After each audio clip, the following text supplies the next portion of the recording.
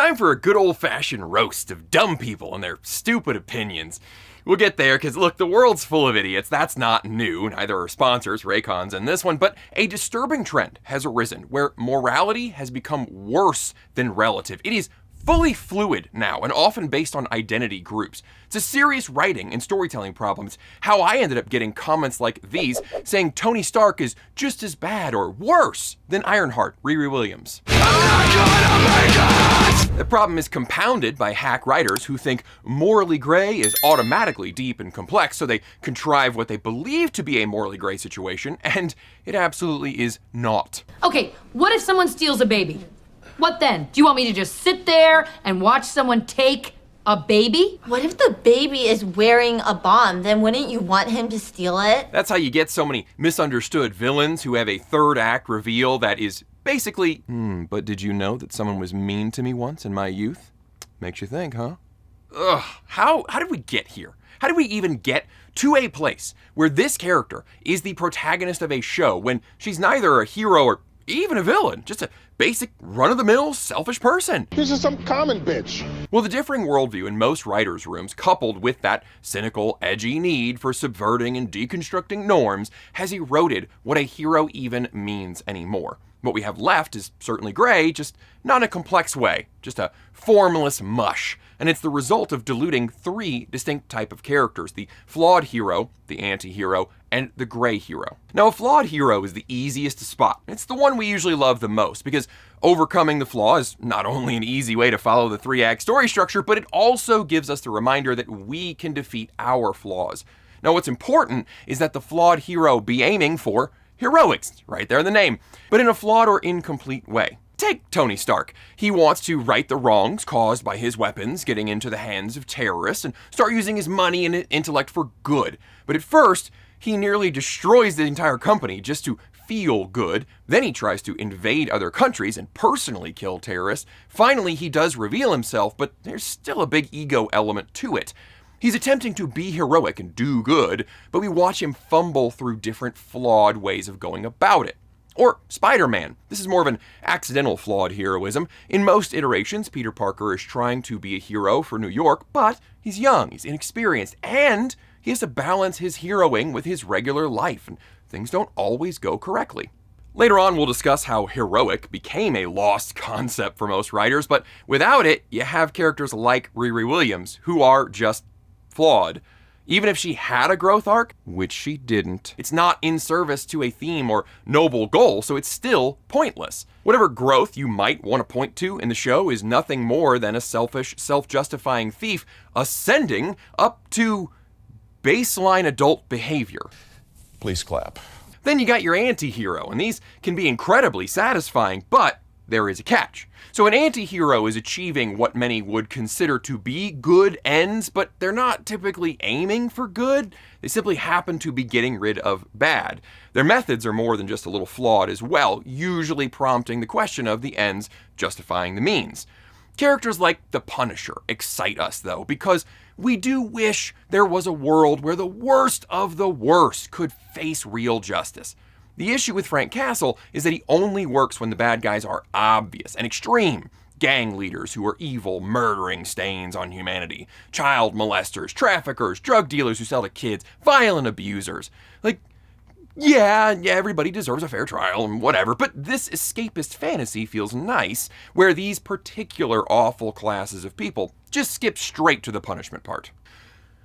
But, in reality, I guess everyone does deserve due process, even the worst of the worst, because if vigilante justice runs wild, the definition of worst of the worst starts to get pretty wide. I mean, not everybody agrees. Hell, American Eagle did a denim ad campaign recently with a good-looking woman and a pun about her good genes, and a disappointing number of people interpreted that as white supremacist hate speech. Or this running cactus, Cactuar, Final Fantasy, I recently rearranged, now it's not directly behind me, and if I had a nickel for every time now someone has commented that it looks like a swastika, I'd have 2 nickels, which isn't a lot, but it's weird that it happened twice, right? There's one more layer. Sometimes, it's simply escapist fantasy. We like to daydream that the pedo wood chipper could be real, but other times it can be more thought-provoking. Like, We have a patently evil villain, and the protagonist decides not to be judge, jury, and executioner, and then said villain goes on to terrorize more victims. Now, is the protagonist responsible because he could have stopped it? Is that just 2020 hindsight talking? Is there a situation in which premeditated vigilante murder could be regarded as right? Or does the potential slippery slope always negate that possibility? Discuss. Trouble is, if you can't tell good from evil, like many current writers, then this category predictably devolves into either graphic comedy, like Deadpool, which can be entertaining, it just lacks any depth, or you get characters who are bravely coloring outside the lines to fight systemic istophobia, which is always vaguely defined and it saps all emotional impact from the story. Joker actually fell into this trap somewhat. I was talking about him in a recent video, saying how the writer didn't understand how the audience could view him as a tragic anti-hero, but I should have said also it would have been correct to label him as an anti-villain. His story is a tragedy, the motivations are clearly shown, but he still shares a large amount of blame, and neither his means nor his ends would qualify him for the anti-hero category. Lastly, you got your gray heroes. They're the most difficult to pull off because they need to be in a situation with no good options. That's the key to avoiding shallow contrivance. Sometimes the label hero isn't even appropriate because they're not trying to be virtuous, they're just stuck in a story cow pasture trying to pick up a patty by the clean end. Joel Miller from The Last of Us is one such gray character. There's a zombie apocalypse. He's escorting an immune girl to a group who might be able to produce a cure, but finds out that it's going to kill her. There are no good and heroic solutions throughout this story, and it makes for a revealing look at humanity and ethics. Another would be Walter White, early in Breaking Bad. He knows he's dying, and he doesn't want to leave his family destitute, so he manufactures some drugs on the side. Is this right to do? Well, it's certainly understandable, at first, anyway. The grayness does wear off later, but at first, we have a compelling situation that's not so clear-cut. But moral ambiguity has now devolved into either obvious contrivance to make the plot work, or emo-lectual bleakness like The Last of Us Part 2, which informs us that bad things are bad, like revenge, and that everyone is right and wrong in their own way, and humanity is the real monster. I have combined the DNA of the world's most evil animals to make the most evil creature of them all. It turns out it's man.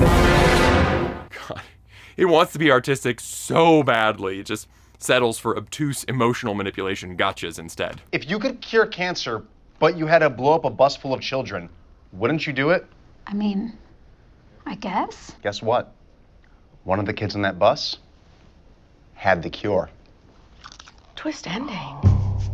Now, writing has serious problems, but you know who else has problems? Raycon has a serious problem. These right here are my wife's Gen 1 everyday earbuds, purse pair, nightstand pair. I found the receipt on these. They're from 2021, and she likes these because of the tactile button feel on them. The problem is, how is Raycon going to get repeat purchases when their product lasts so long? Well, my weaknesses are actually strengths. The solution was to give them the one thing they were missing, and that's the noise cancellation and awareness modes, and call them the Everyday Classic. Now, I have the Everyday Earbuds Plus, so does my daughter. I can tell you that these modes work great. Raycon earbuds are so comfortable for long-term wear. With that awareness mode on, I have forgotten that I have them in. But I also bought myself some of Raycon's everyday headphones for work. Also comfortable, but they let your coworkers know that you're busy. Big advantage over earbuds. Look, I buy this brand because it is a solid value. They sound great. They hold up for years, obviously, but they're still affordable. There's going to be a QR code on screen and a link below that leads to buyraycon.com/GregOwen, and you're going to get 20% off the entire site so you can check out all their great products. So how did these various types of characters turn into the vague, meandering messes that we've been seeing lately? It's a combination of factors, the first of which is pretty simple. There are a lot of bad writers out there who don't understand what makes a story or character arc interesting, but they've still been handed jobs to fill the giant streaming libraries. They can see what has been successful in the past, but not why. I like to call this the Grand Theft Auto phenomenon. Way back in the ancient days of 2001, Grand Theft Auto 3 blindsided us. It was amazing. It was enough to make us do a spit take of our balls, which was an energy drink. Which was the style at the time? The story, the design, the gameplay freedom, it was a game changer all the way around. Oh, also, the crazy stuff, you could drive a tank down the street, kill everybody with a flamethrower. There were weird things like hookers that would make your car shake, but then you get your money back off their corpse if you killed them. Well, in the years following, it became clear that many developers took the lesson of, I guess the kids like gang violence and open worlds in which to perpetrate it, because many shallow, low-quality GTA clones came to be that were simply sandbox violence simulators. Well, we're seeing the same thinking play out in TV and movies, as the popularity of The Punisher or Judge Dredd led many writers to think, oh, I can do something clever too, like, what if Superman actually evil? Wow, yeah, that's heavy, Ogre. Most contemporary writers only know how to put up the facade of complexity, but they don't genuinely understand moral quandaries. Mostly this is because they are low-talent hacks, but also it's because they've been inundated with postmodernism in their schools and by their coworkers. When I say writers are living in a different reality from the audience, this is what I'm talking about. Subverting norms, deconstructing established heroes, and asking, what if bad thing is not so bad when compared to worse thing, are all products of postmodern thought. Now, I know that I sound dismissive, and that's because I have just about zero respect for these folks. Postmodern philosophy and writing are obsessed with breaking down the foundations of what came before, and I would love to give some credit and say that it was in an attempt to find the true meaning behind why normal is normal, but it wasn't. Most of it's pseudo-intellectual language, honestly. I suffered through Michel Foucault's Discipline and Punish last year, and his thesis there is, well, there isn't one. However, he does list out the various ways in which governments have attempted to regulate prisons and militaries by controlling and scheduling every facet of a prisoner or soldier's life, and then he describes how some educators, factory owners, and hospital presidents have attempted to streamline and regulate their respective institutions. So, you know, like the vicinity of these two listings of schedules imparts a deep meaning, right? False. Oh, it was god-awfully boring, and that literary attempt at the Kuleshov effect was the only thing resembling a point in the whole book. When you hear people talking about systems of power and oppression, most of what they're saying is based on Foucault, who took his own inspiration from critical theory, really. Another famous name from this period is Jacques Derrida, who is most famous for his ideas about deconstruction and différance. He's a major reason why so many wannabe intellectuals think it's clever to take apart existing characters and believe they sound smart when pointing out that pure meaning cannot be conveyed through language. Therefore, all meaning and morals must be relative. He also popularized the idea that the world is full of competing binaries when it really isn't, but sure sounds cool to say it is. I hold these guys responsible for the plague that is internet debate bros because they popularize the logic of, nice argument, but have you considered the exception to the rule? Checkmate. Everyone is stupid except me. I put down a pillow, and he broke anyway. I can fix you. We have the technology. One name from the period that I do recommend, however, is Jean Baudrillard. This book, Simulacra and Simulation, contains his theory of hyperreality, which was astoundingly prescient. It perfectly describes our current state of entertainment that does not reflect reality, it reflects previous entertainment. We're producing copies of copies now, which is why so much feels so empty. And you know how sometimes you make a copy of a copy, it's not quite as sharp as, well, the original. Now, with regard to postmodernism, none of this is to say that subversions are useless. They just have to have some kind of point other than, look, I did the opposite of what's usually done. What, you want a cookie? For example, underneath the 90s pulpy action flick armor, Judge Dredd is a brilliant take on the problems with the anti-hero. A vigilante good guy taken to the extreme has been legalized, co-opted by the government. Now it's not just the worst of the worst. Petty criminals hiding for their lives in food robots are sentenced to years in prison. They were killing each other in there. Could have gone out the window. 40 floors? It would have been suicide. Maybe, but it's legal. In a story, removing norms without explaining or treating all morals as relative leaves you with a bland tale. There's no one to root for, nothing is learned, no one's goals make any sense, and the overall point is usually pretty nihilistic. And why the are you wasting my 2 precious hours with your movie?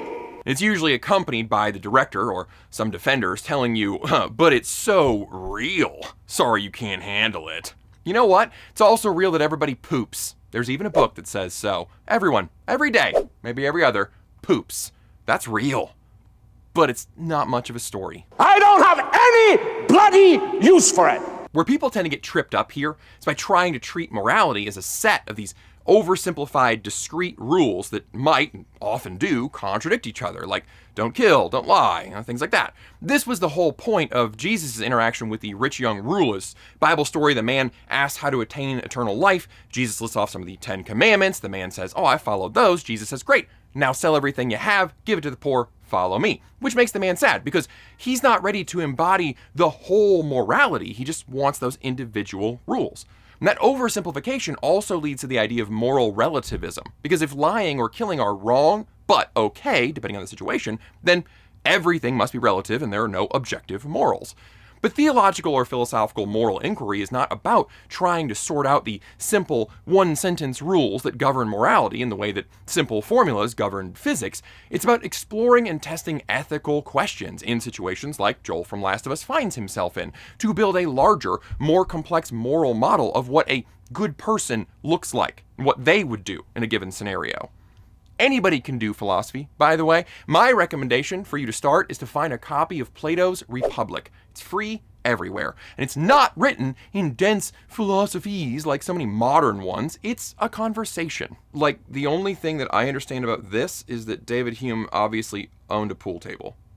You go read Republic, and you decide if you think it's right and just to run a city how the author suggests, and think of even more reasons why or why not. Then you argue against yourself. Think of opposite reasons. Try to cover as much ground as possible on both sides.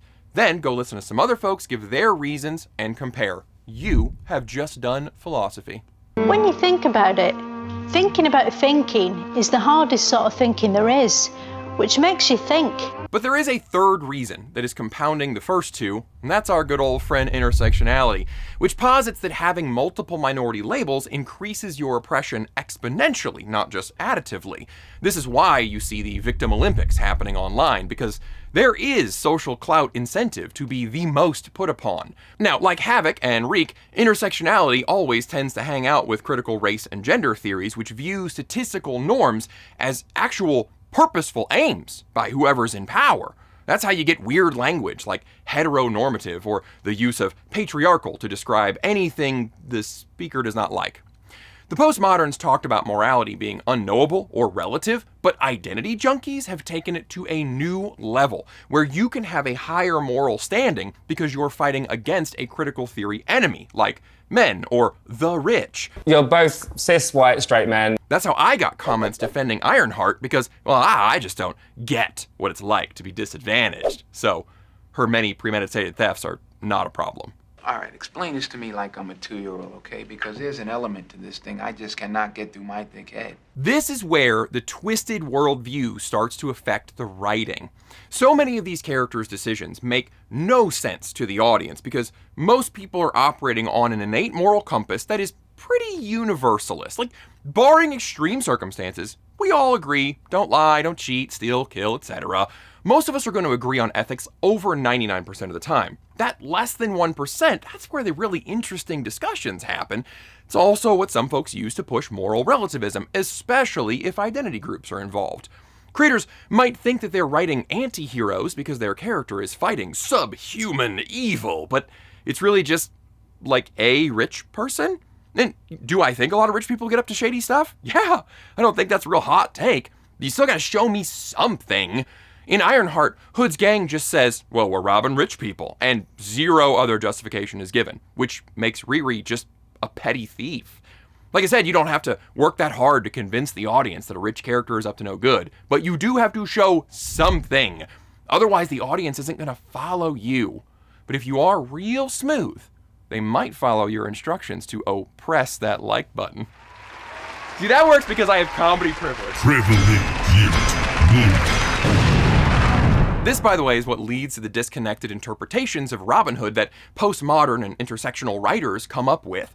Robin Hood stole from the rich, yeah, that was the government, nobles, who stole from the poor through unfair taxation. Trouble is that over time, this tale has been twisted to mean that Robin Hood stole from evil rich people who are evil because they are rich, and so theft is permitted because they are evil, so opposing them is good. This is how Leslie Headland, creator of Star Wars The Acolyte, arrived at paralleling the show's Sith character as being countercultural in the same way that the original movie's rebels were countercultural to the Space Reich. You think I jest? You think that's not real? It's real! When he says, the reason I'm doing this is because you say I can't exist. Like, it's a very almost countercultural idea. I rewrote that scene so many times. 1 minute later. So he ended up being essentially very anti-establishment, which is obviously what the rebels are and the resistance is in Star Wars normally. But once I locked into like, oh, right, he's the voice of the counterculture of this era. Yep, the mental gymnastics are insane, and what used to be an already idiotic logical fallacy, the "at least I'm not Hitler" justification, has now evolved into, well, at least I'm not Hitler, who was a rich, white, cishet man. If you got a couple of hours, I made sure my shots were up to date, and then I sifted through a ton of interviews with Headland to bring you a glimpse of her psyche. It was horrifying and oddly sticky in there. I'll link it at the end. She's not alone in misunderstanding how the audience sees the world. Last year's American Society of Magical Negroes opens up with main character Aaron unable to sell his yarn sculpture. We see him meekly trying to talk to customers. He's unable to walk through a crowd, and one particular gallery owner mistakes him for a waiter. Then the movie tells us that his struggles are because of white people. Huh?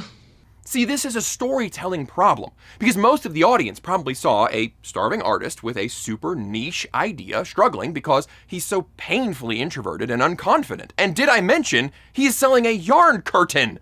When the movie explains that racism is the root of his problems, the audience is not going along with that. It doesn't make sense with what we've been shown. The more garbage in the can, the better it feels to dump it all out. This is a big problem with any kind of systemic or casual bigotry on screen. The audience can easily interpret the conflict as stemming from general social awkwardness or just rudeness. Shows like Ironheart are relying on the audience to bring two agreements with them. One, you're expected to understand that a character like Riri is facing systemic hardship, but also you need to agree on the worldview that different rules apply to her because of that hardship. If the audience doesn't agree on both points, the story doesn't make any sense. Anti-racist does not equal anti-hero, but the writer obviously thought it did. But with morals being either relative or based on a victim point system that the audience does not agree with, these characters are just mush now, and Ironheart is the final boss of Bland. As I said, she's not a flawed hero, just a flawed person, and overcoming her particular flaw is not character growth in the same way that a child learning to stop pooping their pants is not character growth. Neither is she an anti-hero, because the story doesn't show the evil or the system that she's fighting against. They assume that you will agree that young, black, female, and poor gives you all the information you need, but they never show it. The show actually undercuts itself on this point multiple times. But finally, she isn't a gray hero, because her situation is not complex, and it is the direct result of her own decisions. It wants to be a story of someone who accidentally got too deep into a bad situation, but does not display anything to support that. But none of that stopped the poor shills from trying to retcon previous MCU characters to justify Ironheart by bringing them down to her level. Oh yeah, it's roasting time. Oh, you like Tony Stark, who's a warmonger? That was a common rebuttal. You spelled government weapons contractor wrong. Also, the point of the movie is that he was aloof and unaware of his company selling to both sides, and then he vows to fix it. Inside 10 minutes, Tony is shown this error, and in less than the runtime of a single episode of Ironheart, he realizes his life is empty, and he's a bad person, and he decides to change. His character flaws are clearly shown to him and us by him and other characters, and his growth is tied to the theme of the movie and future movies. Not the same. Boom. Roasted. I was told that Ant-Man, Scott Lang, was a thief, and he was given a pass. Okay, Scott was a thief before the movie even opens, and he's serving a prison sentence, admitting that he mistakenly thought his goals were noble, but he's going to turn his life around. Only after we are shown his efforts are not working, and that he can't see his daughter unless he comes up with money, then he falls back to crime, and we're shown that his opponent is a murderer. Not the same. Boom, roasted. Oh, there was also Peter Quill was a thief. Peter was kidnapped and raised by a gang of thieves who said they would eat him. And the movie opens with him trying to steal an artifact from an abandoned temple in order to fund his escape from them. Not even close to the same. Boom, roasted. I was told Thor was selfish, like Riri. Thor was again introduced to us with obvious signals that his ego was a problem. It was said to him, flat out. You are a vain, greedy, cruel boy! The whole movie was about him discovering how to be worthy of his hammer because he couldn't lift it until he did. Not the same. Boom, roasted. I even got comparisons to Rocket Raccoon, an animal that was experimented on. Even in the first movie, we were told of this traumatic background, and also in that movie, we see him learn that being part of a team is better than justifying your bad actions by being angry at everyone in the universe for something they didn't do. Not the same. Not even in the same galaxy as Riri. Boom. Roasted. But you all love Scarlet Witch. I'm sorry, did you miss the sound of collective laughter at the script telling her that the people she kidnapped and brainwashed won't know what she sacrificed for them? That was called out instantly. Retconning history doesn't win arguments. Not the same. Boom, roasted. Riri is objectively worse than any character the MCU has put out. It's not even close. The show was such a cut-up mess that it's tough to know what they were trying to go for, but there are two scenes that I want to point out to show you just how much worse this character is than any other. The first is her admitting that she wants to build the suit just so people can respect her. People are obsessed with them, but if I could build one of them better than everyone else, people got no choice but to respect me. That's in the first episode, the opening of which has her trying to convince some teachers that her invention could help first responders. I mean, not these first responders from Wakanda Forever, but others, probably. In the next episode, she's going to admit to Hood that she wants to be iconic. Remember that from the trailer?